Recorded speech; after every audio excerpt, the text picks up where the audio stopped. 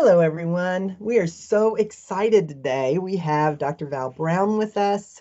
I always love when you come and we get to have a little dialogue, have our little drinks together, and just enjoy a conversation. So we're going to have a conversation today on one that I personally find very interesting. I know that over all these years, Val, we have talked about the idea that NeurOptimal has, kind of strong Buddhist underlying philosophy that goes into the NeurOptimal philosophy. I'd love to just spend a few minutes with you and kind of hear your thoughts on how that all fits together. Well, yeah, it's very interesting. I've been during the COVID time, I've been doing a lot of reading and rereading of stuff that had for a long time, and some of it is like Pema Chodron stuff, and others Thich Nhat Hanh and Thomas Merton. And you may say, well, wait a minute, Thomas Merton wasn't a Buddhist.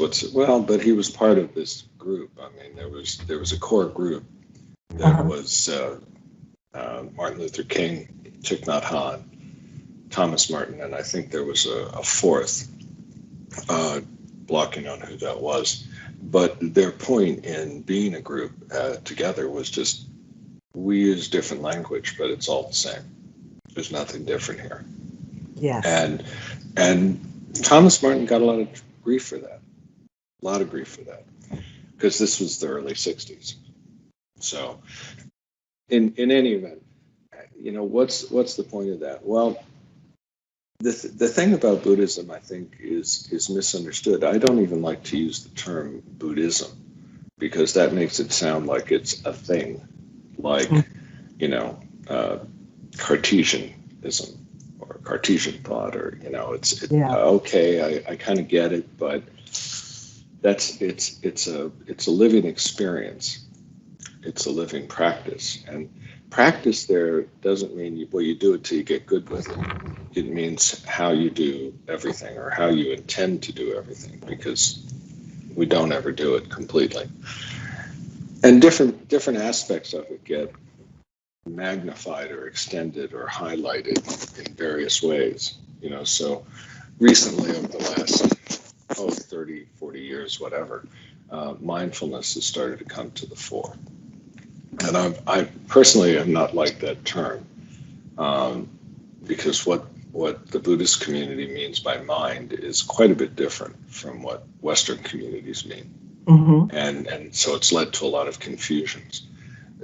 But I've always talked about the core of NeurOptimal is to return to the present. Right. You really can't be anxious or depressed if you're in the present. You can be excited, you can be energized, or you can be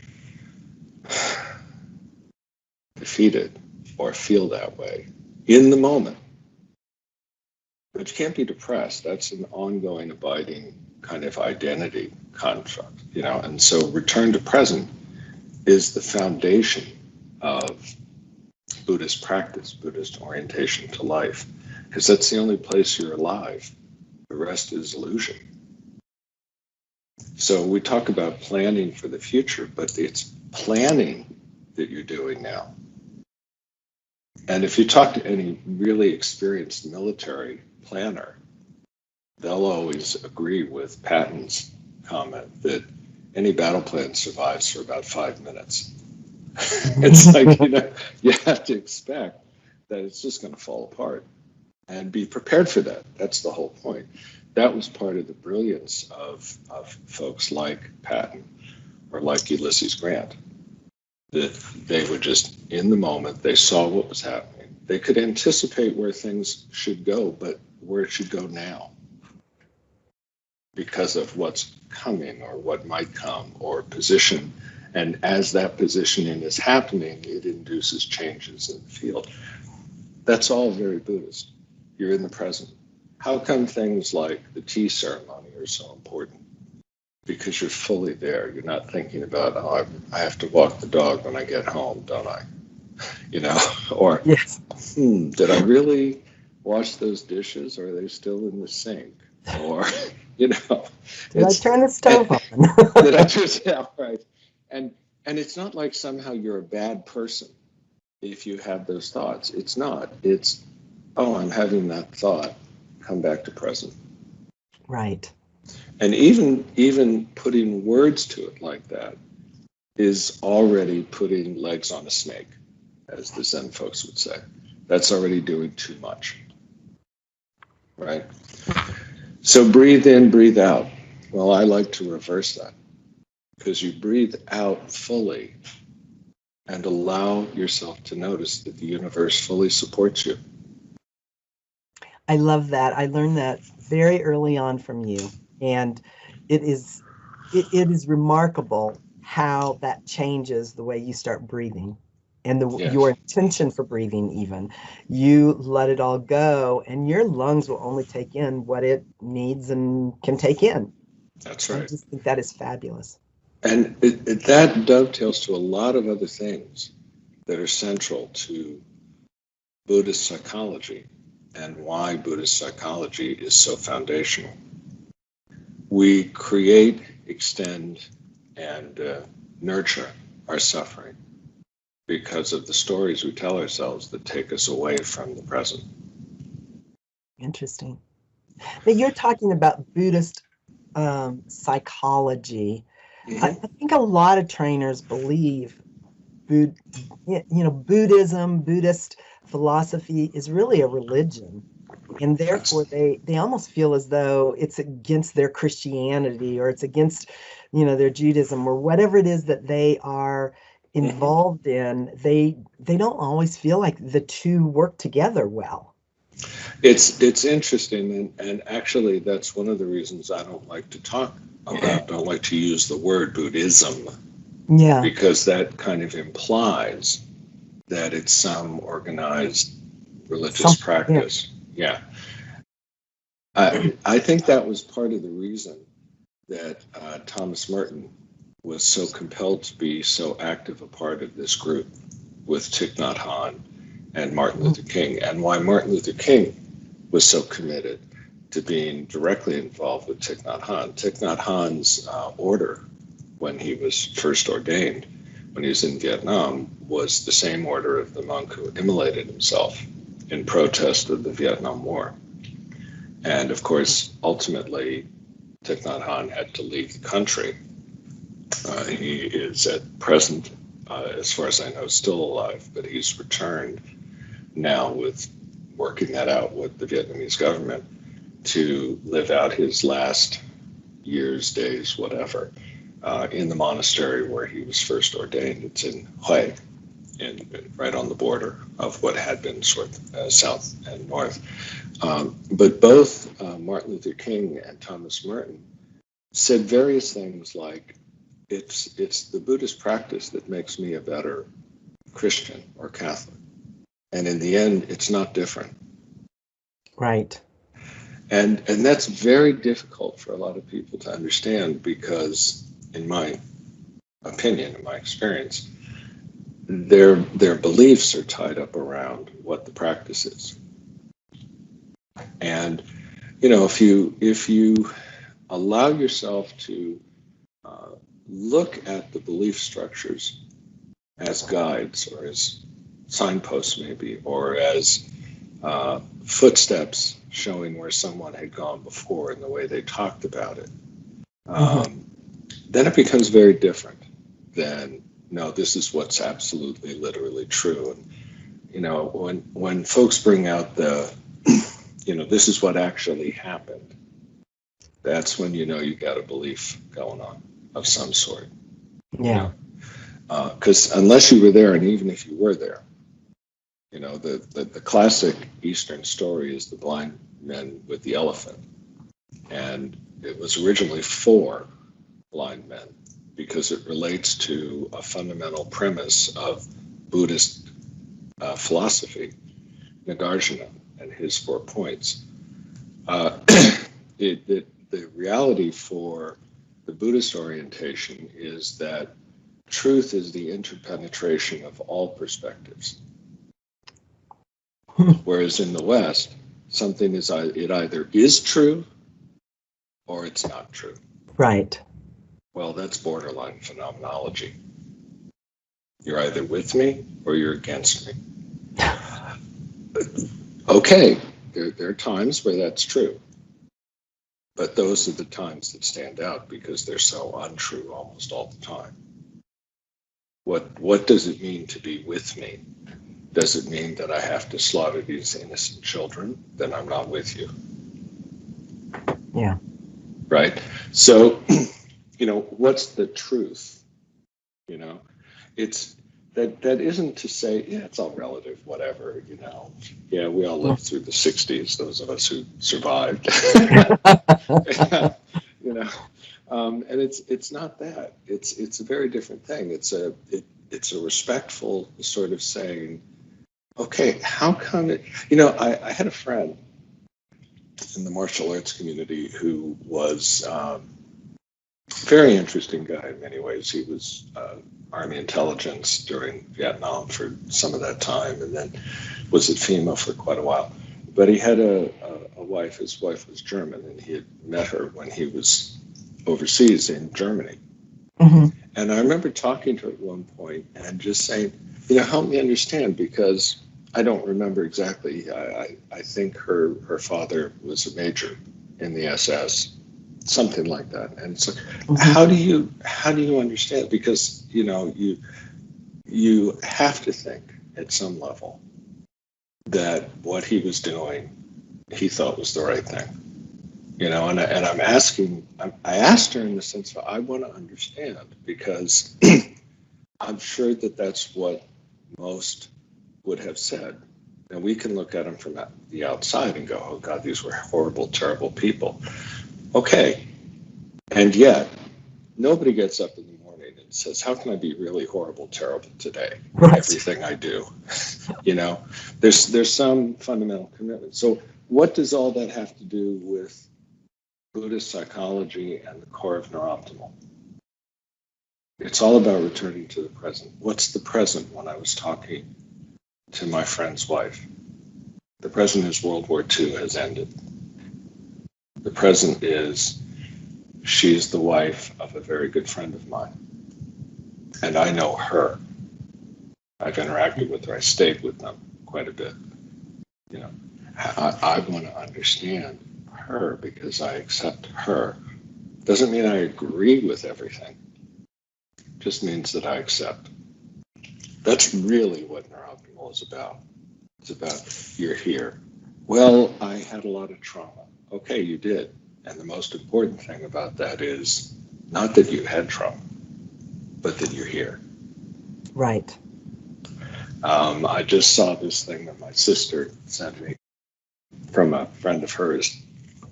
And it was some reproductions of some data that came back to the 8th Air Force originally, if I'm not mistaken, of planes that came back from missions and the planes had been shot up, and sort of where they were shot up.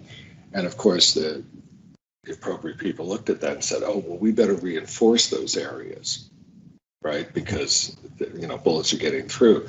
And there was one gentleman in the room, Hungarian, who I think was a mathematician. I don't think I know who it was, but his comment was, no, those are the planes that survived. Yes. Right. What you want to look at is reinforcing the areas that you don't have the planes coming back. The planes went down. They went down, right? This is how they survive, okay? And we tend to not look at what's really there, what's right in front of us. And it's in a digital signal processing context, it's a confusion of signal and noise. Back in George Washington's day, if you asked for a cup of coffee, they'd give you a cup of boiled beans that you would eat. That was the real thing. Nowadays we throw away the boiled beans and we drink the liquid. Signal noise, right? It's isn't that interesting? Well, it's like, which one's right? Well, they're both right. It depends what you're doing. So you feel anxious. Well, maybe you're actually excited. Well, I'm scared. Really? What are you scared of? What's going to happen? well, I always fail. Well, a good way to keep believing that is to keep not trying. Because what are you really preventing if you don't try? You're preventing winning. You're preventing succeeding. Yeah. And the things that you're really scared about that really are deadly or potentially harmful, you just don't do. Right. It's that simple. It's like, well, I'm scared to jump out of an airplane with a parachute. Well, of course you are. It's also very exciting. Now what do you want to do? And by the way, I'm not saying go jump out of an airplane with a No, of parachute, course not. right? It's just that I am saying, if that's something that you want to do, there are people who will help you do that, who know that, yes, it can be done. Yes, it is dangerous in some ways, but if you're prepared and you really learn about it, then you can, I don't want those people packing my chute. Yeah, really, exactly. So back up. Is Buddhist psychology a religion? No, not at all. It's a way of practice. It's a way of living. It's a way of moving through the world. And it's a way of moving through the world that many of the foremost recognized practitioners of say is not different from the core of every other true spiritual tradition. Well, and what I find interesting is that a lot of people that use NeurOptimal, because they do not understand the ability, terminology of dynamical neurofeedback, our language, they'll say it's Right. not science. Right. I also have found that with Buddhist psychology, that they will say there is no science behind it. And yet, from what I know and understand, and I really have not studied it my goodness, you've studied it all your life practically. They are the people that really practice a Buddhist lifestyle in any way, in their life in any way, are also really scientists. They're very involved in science, and so it isn't just a historical process or journey that people have taken that is just kind of passed down with no substance. They're really studying science at the same time, which is real interesting. It's in the graduate program that I came through in psychology, existential phenomenological psychology, it's built on the basis of some of the European continental approaches like Maurice Merleau-Ponty and Edmund Husserl and just a whole raft of folks. But one of the backdrops to that was the difference between natural sciences, or the sciences of nature, and Geisteswissenschaften, the science of consciousness, spirituality, psychology, the human, if we can say it that way now. Partly that reflects that sort of latent Cartesian dualism, right? There's mind and then there's matter, and now, okay, how do you get them to interrelate? And of course, that's a fundamental difference in the orientation of someone like Maurice Merleau-Ponty, the French existential phenomenologist. And his point was, we are incarnate consciousness. It's not that there's consciousness that somehow gets dropped in, right? The consciousness extends in the physicality. And he says that the dynamic of touched and touching, when you touch your own hands, who and what is being touched and who and what is touching. Right. And what's the difference between this kind of touching and touching something else that isn't part of you? It's that lived experience that's critical, and it's the structure of lived experience. So what builds the experience? What enables it? What supports it? How does it come about? So one of the core movements in all of existential phenomenological psychology and philosophy is what Heidegger called the Schritt zurück, the step back. Instead of just falling into your usual reaction, you step back to see what's really there, to let it show itself. That's what the interrupt does. Yes. That's all the interrupt does. That's what the meditation gong does. That's what the well-timed phrase from the Zen master. Who are you? Well, I don't understand this. Okay, who are you? Read the caterpillar chapter out of Alice in Wonderland, and Yes. you get it exactly. Yes. Well, I'm so confused. I've been through so many changes.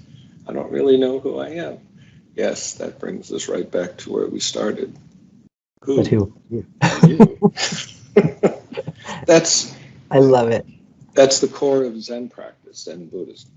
That's Yeah. also the core of, that's the core of almost every mystical tradition, whether it's Christian, Islamic, Jain, Zoroastrian.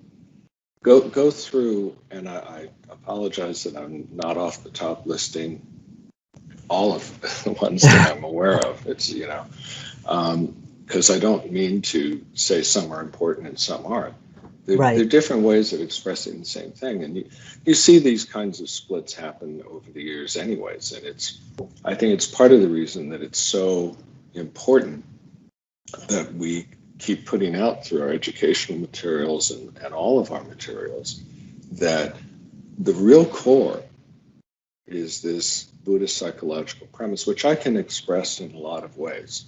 It's just that's a convenient language. If you go back to the things the Buddha said himself, or that he's recorded as having said himself by his companion Ananda, it's very simple stuff. It's very simple stuff. And you want to strip away. You don't want to get legs on the stage. You want to deconstruct all the things that seem like it. Those things can be fun. You look at the Tibetan Buddhist community, for instance, or the high Orthodox Christian churches, and all the incense and the this and the that. Wow, great. I love good theater too. I go to the opera. I just don't live there. But what I do live or try to live is breathe out, shritsaru. Let go, especially if what you believe is happening. Because then you'll actually see. Yeah. Midway, the battle at Midway happened because the Japanese, the way it did, because the Japanese fundamentally believed what they knew what the Americans would do. And they didn't accept the concept of the possibility that the Americans could understand the naval codes enough to know exactly where and when the attack was going to come. And it was because they could, and they did, and they gambled, and a couple of guys had enough commitment that they said, okay, this is what we're doing. And if you get a chance to watch the movie that was made in 2019, the Midway movie, they get a couple of things almost exactly right. Most of what they get in the movie is correct, incomplete or whatever. But one of the things they get is the head of the intelligence predicted exactly when, where, and from what direction the Japanese would approach. And he was 5 degrees, 5 miles, and 5 minutes off. Oh my. And Nimitz said to him, you're 5 degrees, you're 5 minutes, and 5 miles off. And his response was, we'll endeavor to get it better next time. It's like, it's you go with the best you can and then do what you can when you're there. And a lot of what happened actually in the battle then was played out because of the beliefs of the naval commanders of the Japanese imperial forces. And that it was reasonable to believe once you started down that path, and you're in it. It's just, it was completely inaccurate. And it very difficult to step back at that point. I'm not trying to say that That thankfully they didn't step back enough to make a different choice. Yeah. I think the world would be fundamentally different if they had.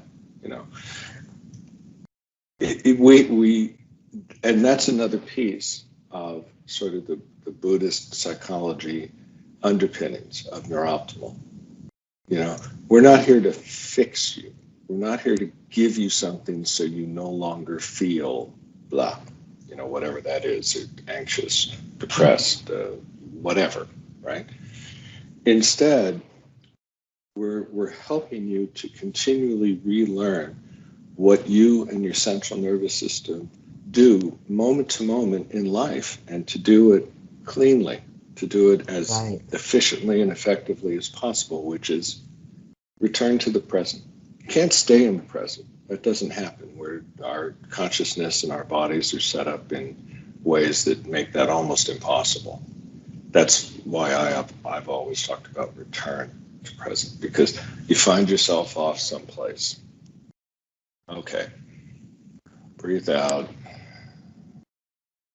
Where am I? What's going on? Yeah, I love it. The whole linguistic language that our CNS kind of communicates to itself is definitely going to be another one of our conversations. I think it is so fascinating. And you and I have talked about things like this for so many years. And I just, I can't wait to share it with all the other trainers.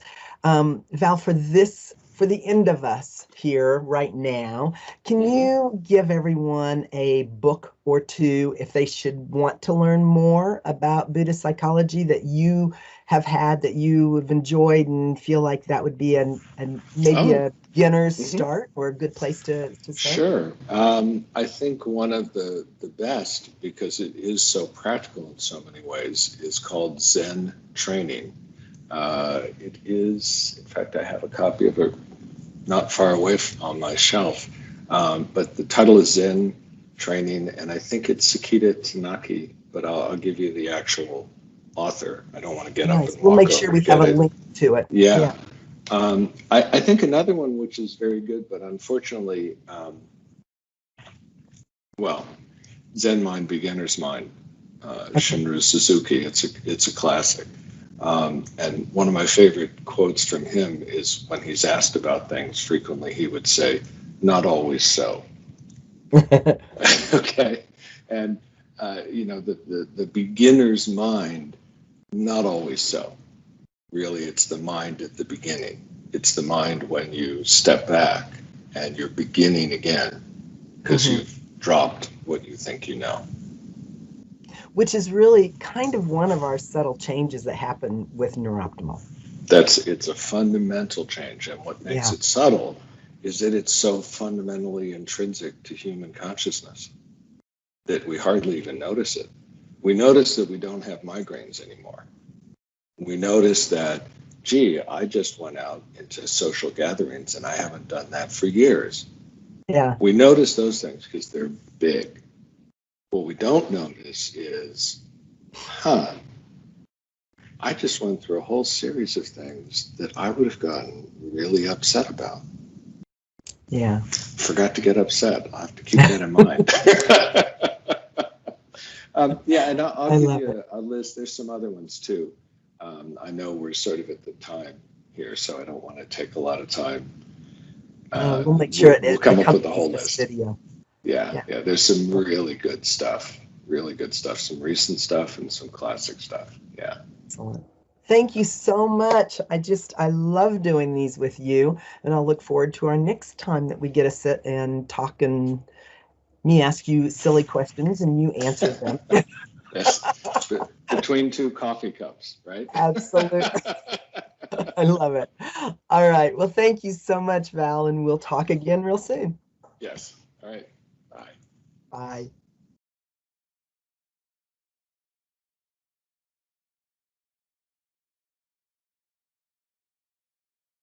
Bye.